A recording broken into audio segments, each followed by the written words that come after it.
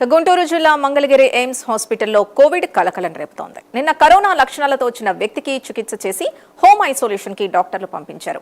అయితే కేసులు పెరుగుతున్న నేపథ్యంలో ఎయిమ్స్ లో ప్రత్యేక ఫీవర్ వార్డ్ ని ఏర్పాటు చేశారు. జీజీహెచ్ లోనూ వైద్యులు అప్రమత్తమయ్యారు. 250 ఆర్టీపీసీఆర్ కిట్లను ఆసుపత్రి వర్గాలు సిద్ధం చేశాయి. అలాగే అనుమానితులకు వెంటనే కోవిడ్ పరీక్షలు చేసేందుకు వైద్యులు సిద్ధమయ్యారు.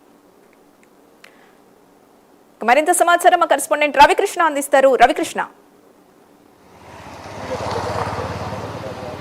సింధు, ఏదైతే కోవిడ్ ఒకసారి గుంటూరులో కలకలం లేపిందని చెప్పుకోవాలి. మరోసారి ఈ విధంగా కోవిడ్కి సంబంధించినటువంటి కేసు నమోదు కావడంతో ఒక్కసారిగా కూడా ఏదైతే గుంటూరుకి సంబంధించినటువంటి హాస్పిటల్స్లో అయితే మాత్రం అప్రమత్తమైనటువంటి పరిస్థితి అయితే కనపడుతుంది. ప్రధానంగా కూడా నిన్నైతే మాత్రం ఎయిమ్స్ హాస్పిటల్కి ఒక వ్యక్తి ఫీవర్తో వచ్చినటువంటి సందర్భంలో అతనికి ఈ ఆర్టీపీసీఆర్ టెస్ట్ చేయించారు. ఆర్టీపీసీఆర్ టెస్ట్ చేయించినటువంటి సందర్భంలో అతనికి కోవిడ్ ఉన్నట్టుగా కూడా నిర్ధారణ కావడంతో అతనికి హోమ్ ఐసోలేషన్కి సజెస్ట్ చేశారు, హోమ్ ఐసోలేషన్కి పంపించారు. దానికి తోడు ప్రధానంగా కూడా ఏదైతే ఇక్కడ ఈ హాస్పిటల్కి సంబంధించి జిల్లాలో ప్రతి చోట కూడా హాస్పిటల్స్లో ఫీవర్స్ అనేవి అత్యధికంగా కూడా పెరుగుతున్నటువంటి నేపథ్యం. ఈ నేపథ్యంలోనే ప్రధానంగా అయితే మాత్రం కోవిడ్ కూడా వార్నింగ్ ఇచ్చినటువంటి నేపథ్యంలో ప్రధానంగా ఇక్కడైతే మాత్రం గుంటూరు జీజీహెచ్లో అయితే ప్రత్యేకంగా కూడా కోవిడ్ వార్డును అయితే ఏర్పాటు చేసేటువంటి పరిస్థితి అయితే కూడా కనపడుతుంది. అదేవిధంగా కూడా ఆర్టీపీసీఆర్కి సంబంధించి 250 కిట్లను కూడా ఇప్పుడు రెడీ చేశారు. ఎవరైనా సరే ఫీవర్తో బాధపడుతూ ఉంటాం, అదేవిధంగా కూడా ఆ లక్షణాలు కోవిడ్ లక్షణాలు ఉన్నట్టయితే మాత్రం వెంటనే ఆర్టీపీసీఆర్ చేసేందుకైతే సిద్ధమైన పరిస్థితి అయితే కనపడుతుంది. ప్రధానంగా ఏదైతే నిన్న ఎయిమ్స్లో ఈ కోవిడ్కి సంబంధించినటువంటి కోవిడ్కి లక్షణాలతో వచ్చినటువంటి వ్యక్తి ఎవరైతే ఉన్నారో అతనికి సంబంధించి మాత్రం అతను హోమ్ ఐసోలేషన్లో పంపడం కాకుండా ఎవరైతే అక్కడ గత 10 రోజుల నుంచి ఫీవర్తో బాధపడుతున్నటువంటి వ్యక్తులు ఎవరైతే ఇన్పేషెంట్గా చేరినటువంటి వ్యక్తులు ఎవరైతే ఉన్నారో వాళ్ళకందరికీ కూడా ఈ ఆర్టీపీసీఆర్ టెస్టులు నిర్వహిస్తున్నటువంటి పరిస్థితులు అయితే కనపడుతూ ఉన్నాయి. ఇప్పటికే కడపలో అయితే మాత్రం ఒక కోవిడ్ కేసు నమోదైంది. ఆ తర్వాత గుంటూరుకు సంబంధించి ఎయిమ్స్లో నమోదు అవడంతో ఒక్కసారిగా ఈ డాక్టర్స్ అయితే అప్రమత్తమైనటువంటి పరిస్థితి అయితే కనపడుతూ ఉంది. ప్రధానంగా కోవిడ్ అనేటప్పటికి మాత్రం ప్రజలైతే తీవ్ర భయాందోళన చెందుతున్న పరిస్థితి అయితే కనపడుతుంది. ప్రధానంగా గతంలో కోవిడ్కి సంబంధించి కోవిడ్ ఏ విధంగా విజృంభించింది, ఏ విధంగా అస్తవ్యస్తం చేసింది ప్రపంచాన్ని అనేది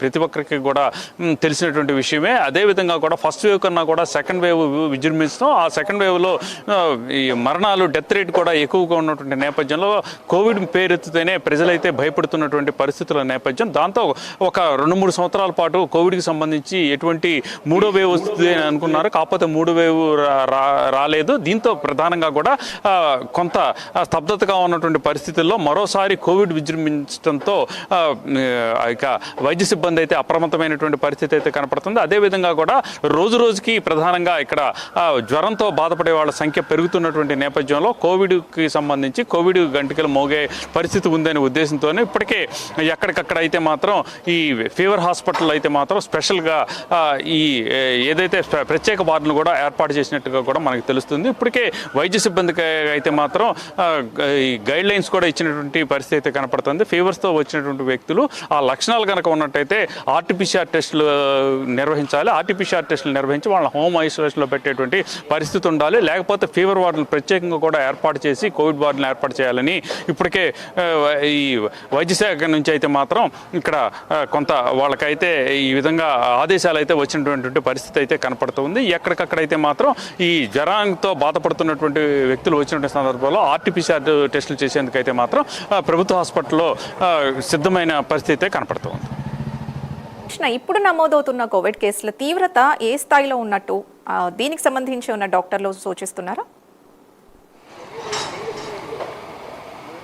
అంటే ప్రజెంట్ అయితే మాత్రం కోవిడ్ తీవ్రత ఏ విధంగా ఉంటుంది ఏంటి అనే దాని మీద ఒక నిర్దిష్టమైనటువంటి ఈ విధానం అయితే లేదు. ప్రధానంగా కూడా ఎప్పుడైతే ఫస్ట్ కోవిడ్ వచ్చినటువంటి సందర్భంలో డెత్ రేట్ అనేది చాలా తక్కువగానే ఉందని చెప్పుకోవాలి. ఆ తర్వాత సెకండ్ కోవిడ్ వచ్చినటువంటి సందర్భంలో అయితే డెత్ రేట్ విపరీతంగా కూడా పెరిగినటువంటి నేపథ్యంలో ఆ కోవిడ్ అనే మాట వింటేనే భయపడేటువంటి పరిస్థితి అయితే కనపడుతూ ఉంది. ప్రధానంగా దీనికి సంబంధించి కోవిడ్కి సంబంధించి కోవిడ్కి ఏదైతే ఈ కోవిడ్ వైరస్ అయితే మాత్రం కొంత బలహీనపడినట్టుగా కూడా అప్పట్లో చెప్పారు. దానికి ప్రధాన కారణం ఏంటంటే థర్డ్ వేవ్ వస్తుంది అని పెద్ద ఎత్తున కూడా ప్రచారం జరిగింది.